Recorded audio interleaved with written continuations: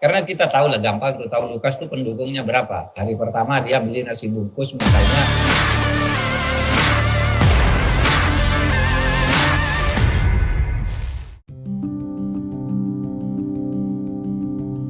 Menteri Koordinator Politik, Hukum, dan Keamanan Mahfud MD membeberkan salah satu strategi yang digunakan untuk menangkap Gubernur Papua sekaligus tersangka kasus dugaan suap dan gratifikasi Lukas NMB.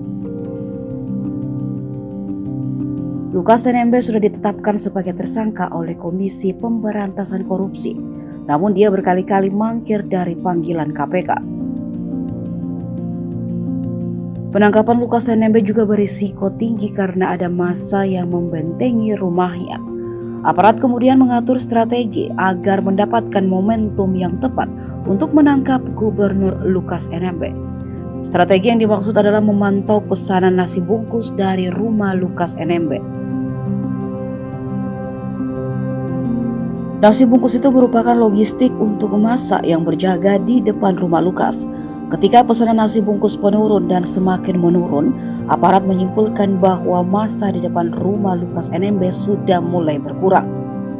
KPK sampai punya catatan dari catering yang menyediakan makanan untuk mereka yang duduk di depan rumah Lukas NMB. Setiap hari tim menghitung sehingga menangkapnya mudah. Kendati demikian, Mahfud menegaskan pengamanan di Jayapura pasca penangkapan Lukas NMB tetap dibutuhkan meski massa yang berjaga mulai menurun.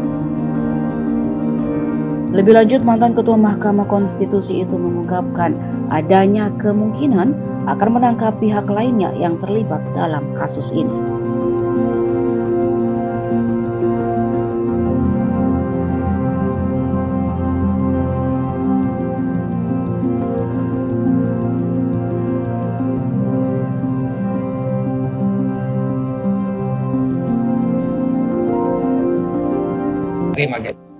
Sampai akhirnya juga tidak ada kecuali masyarakat adat, begitu aja berkurang.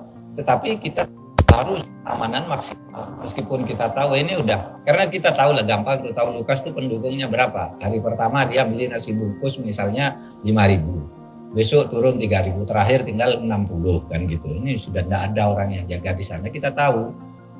Masa kita tidak tahu yang begitu? Makanya terus dihitung cara menangkapnya gimana, gampang kan menangkapnya. Gitu loh, kita punya juga catatan dari catering untuk makan yang suka duduk di depan rumah itu sehari turun gitu. Kita menghitung tiap hari, ada catatannya gitu, sehingga nangkapnya lebih gampang. Nah kalau soal orang lain ya, apa ada orang yang terlibat? Mungkin saja. Kan namanya korupsi, kolusi. Kalau kolusi itu pasti melibatkan lebih dari satu orang, dan bisa 5 orang, bisa 7 orang, bisa macam-macam. Sekarang kan baru 2 kan, yang sehari yang ditahan 2 hari sebelumnya dan kemudian bersama. Sekarang Lukas, mungkin aja siapa yang nyimpen uangnya, siapa yang mengendalikan dana, misalnya ya dana APBD dan sebagainya. Gitu.